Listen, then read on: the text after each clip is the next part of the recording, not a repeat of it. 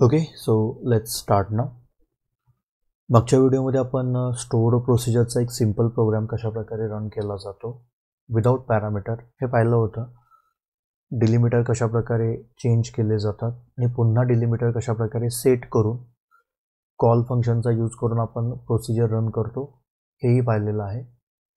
आजच्या व्हिडिओमध्ये आपण इफ एल्स स्टेटमेंट वापरून स्टोअर प्रोसिजर कशा प्रकारे एक्झिक्यूट केली जाते आणि याच व्हिडिओमध्ये आपण पाहणार आहोत की पॅरामीटर कशा प्रकारे स्टोअर प्रोसिजरला पास केला जातो. या सर्व गोष्टी या व्हिडिओमध्ये कव्हर करणार आहोत. So let's start for that example. हा टोटली सेशन आपण इंडिकेट केलेला आहे प्रॅक्टिकल सेशन. ओके, सो यामध्ये मी जास्त थेरॉटिकल पार्ट तुम्हाला सांगितलेला नाही आहे. ओके, किंवा आता जर मी इफेल्स तुम्हाला सांगत असेल तर त्याबद्दल जास्त थेरॉटिकल गोष्टी मी तुम्हाला सांगू शकत नाही आहे, कारण की आपला हा टोटली सेशन हा फक्त प्रॅक्टिकल सेशनवर डिपेंड आहे. मी फक्त एकच थेरॉटिकल सेशन घेतला असेल तो म्हणजे PL/SQL स्टोअर्ड प्रोसिजर आणि डिलिमिटर कशा प्रकारे यूज केले जातात त्याबद्दल एक डिटेल इन्फॉर्मेशन देण्यासाठी. ओके, सो इफ एल्स असेल किंवा लूपिंग स्टेटमेंट असतील स्टोअर्ड प्रोसिजरच्या, या सर्व शिकताना तुम्ही तुमच्या थेरॉटिकल नोट्स वापरू शकता. प्रॅक्टिकल इथे येऊन तुम्ही व्हिडिओमध्ये क्लिअर करू शकता. So let's start for if else statement in delimiter with parameter. So आपण सेकंड प्रोग्राम बघणार आहोत if else with parameter. अगदी सिंपल वेने मी तुम्हाला सांगण्याचा प्रयत्न करेन. So let's start for that. So यासाठी झूम करून घेऊया आणि झूम केल्यानंतर एंटर देऊया. यूज कॉलेज डेटाबेस सिलेक्ट करून घेतलेला आहे आपण. डेटाबेस सिलेक्ट केल्यानंतर आपण पहिल्यांदा डिलिमिटर चेंज करून घेऊया, कारण की त्याला सांगणं गरजेचं आहे जर मी सेमीकोलन दिला तर तू एक्झिक्यूशन करू नको. ज्यावेळी मी तुला एंड करेन त्याचवेळी तू एक्झिक्यूशन कर. सो इथे आपण डिलिमिटर पहिल्यांदा सेट करून घेऊया. डिलिमिटर आपण $$ ठेवूया. जोपर्यंत मी हा एंड करत नाही आहे तोपर्यंत आपला प्रोग्राम एक्झिक्यूट केला जाणार नाही आहे, तो एक स्टोअर्ड प्रोसिजर राहील. सो या ठिकाणी आपण एक स्टोअर्ड प्रोसिजर करून घेऊया. क्रिएट प्रोसिजर, नाव देऊया BCA. आता मी स्टोअर्ड प्रोसिजर क्रिएट जरी केली असेल तर यामध्ये मी एक पॅरामीटर एक्सेप्ट करणार आहे, जो पॅरामीटर आपण हा प्रोग्राम रन करताना खालून वर पाठवणार आहे. ओके, सो यामध्ये मी num1 इंटीजर या नावाने एक पॅरामीटर घेतलेला आहे. ह्या पॅरामीटरची व्हॅल्यू आपण खालून प्रोग्राम रन करताना सेंड करणार आहोत, जी व्हॅल्यू इथे एक्सेप्ट केली जाणार आहे. ओके, नाव एंटर. नाव टाइप अ बिगिन ब्लॉक. बिगिन. जर तुम्ही डिक्लेरेशन करणार असाल तर डिक्लेरेशन ब्लॉकमध्ये करू शकता. डिक्लेरेशन काही करायचं नाही आहे, व्हेरिएबल डिक्लेरेशन करायचं नाही आहे, डायरेक्टली मी एक्झिक्यूशन ब्लॉकला आलेलो आहोत.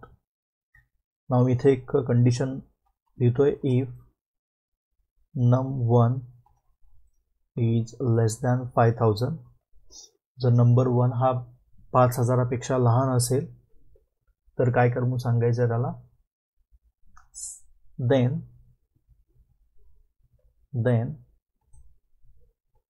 सिलेक्ट. ओके, जसं आपण प्रिंटफ किंवा सी आउट वापरतो एखादं स्टेटमेंट प्रिंट करण्यासाठी, त्याच प्रकारे स्टोअर्ड प्रोसिजरमध्ये एखादं स्टेटमेंट प्रिंट करण्यासाठी तुम्हाला सिलेक्ट स्टेटमेंट वापरावं लागतं. इथे टाकूया input is less than 5000. Okay, semicolon द्या. इफ नंबर 1 हा 5000पेक्षा लहान असेल देन एक स्टेटमेंट प्रिंट कर, नसेल एल्स तो मोठा असेल 5000पेक्षा तर हे स्टेटमेंट प्रिंट कर. Input is greater than 5000. Okay. So या ठिकाणी आपण इफ एल्स स्टेटमेंट व्यवस्थित वापरलेलं आहे. इफ लिहिल्यानंतर तुम्हाला देन लिहून स्टेटमेंट लिहावं लागतं, त्यानंतर एलची कंडिशन आणि त्यानंतर एल्स स्टेटमेंट लिहावं लागतं. या ठिकाणी इफ स्टेटमेंट कंप्लीट झाल्यानंतर तुम्हाला एंड इफ करणं गरजेचं आहे. एंड इफ, या ठिकाणी मी एंड इफ केलेला आहे. आपला प्रोग्राम लिहून झालेला आहे. आपण एक स्टोअर्ड प्रोसिजर क्रिएट केली आहे VCA नावाची. त्यानंतर एक नंबर 1 पॅरामीटर मी एक्सेप्ट केला आहे, जो अजून मी खालून पाठवणार आहे.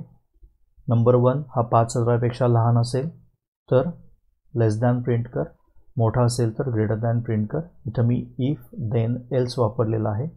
इफ संपल्यानंतर एंड इफ पण केलेलं आहे. त्यानंतर आपण एंड करूया प्रोग्राम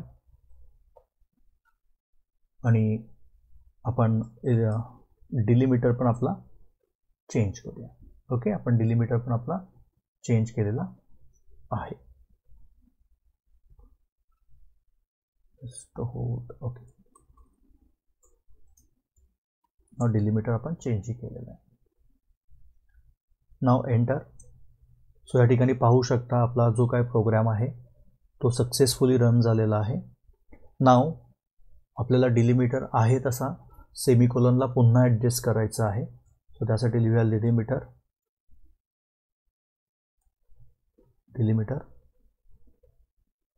अँड सेमिकोलन. ओके, सेमिकोलनला मी ॲडजस्ट केलेला आहे डिलिमिटर.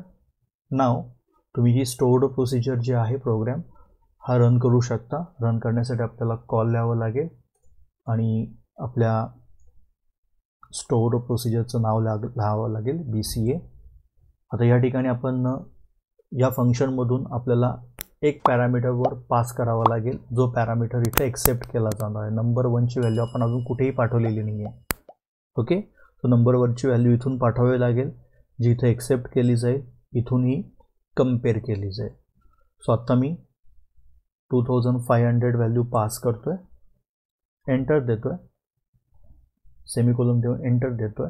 सो इथे पाहू शकता इनपुट इज लेस दॅन 5000 हे आपल्याला आउटपुट भेटलेलं आहे, ज्यावेळी मी इथून 2500 व्हॅल्यू पाठवलेली आहे. जर तुम्हाला आणखीन एकदा हा प्रोग्राम रन करायचा असेल तर पुन्हा एकदा कॉल लिहा, BCA लिहा. यावेळी आपण 5000पेक्षा मोठी व्हॅल्यू पाठवूया, 8000. नाव एंटर इट. सो या ठिकाणी पाहू शकता इनपुट इज ग्रेटर दॅन 5000 हेही आपल्याला आउटपुट भेटलेलं आहे. सो इथे एक सिंपल आपण प्रोग्राम बघितलेला आहे की कशा प्रकारे if else statement with a parameter stored procedure काम केली जाते. ओके, सो आय होप तुम्हाला हाही व्हिडिओ व्यवस्थित समजला असेल. स्टोअर्ड प्रोसिजरमध्ये इफ एल्स स्टेटमेंट कशा प्रकारे वापरलं जातं. सो या व्हिडिओमध्ये थांबूया आणि नेक्स्ट कन्सेप्ट घेऊन नेक्स्ट व्हिडिओ करूया. Thank you so much.